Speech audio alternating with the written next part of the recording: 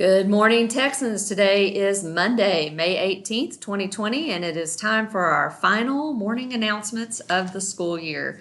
And we'll start with our Pledge of Allegiance. I pledge allegiance to the flag of the United States of America and to the republic for which it stands, one nation under God, indivisible, with liberty and justice for all. And now to the great state of Texas. Honor the Texas flag. I pledge allegiance to thee, Texas, one state under God, one and indivisible. At this time, we'll observe a moment of silent reflection.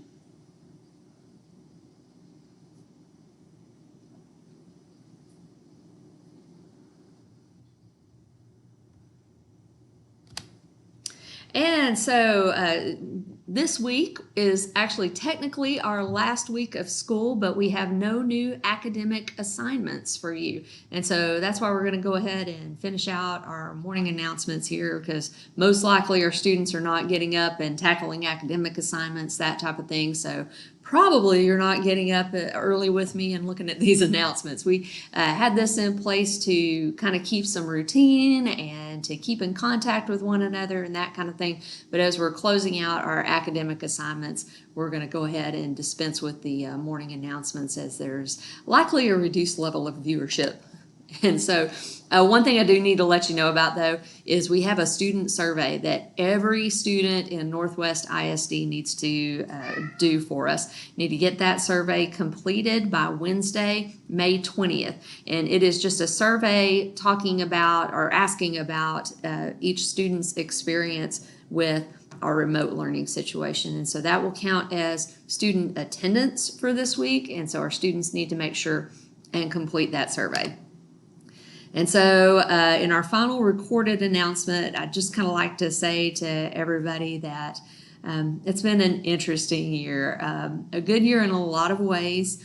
I think we've learned a lot. I think that we have learned that in this virtual setting, it's certainly not ideal in terms of what our school setting looks like, and it's so much better when we're able to be together and interact and have that face-to-face instructional setting and that opportunity to motivate one another and take care of one another, those kinds of things.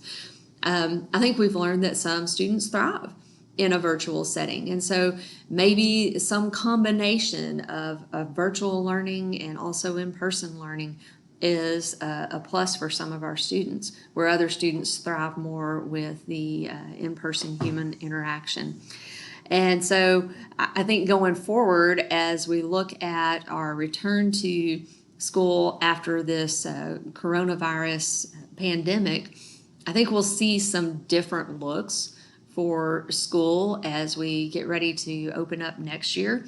It'll be interesting to see what that looks like, but hopefully we'll get back to a place where we are together, we are interacting, and we are providing maybe a broader array of resources for our students. I think we've learned a lot in this situation. We've been forced to learn a lot.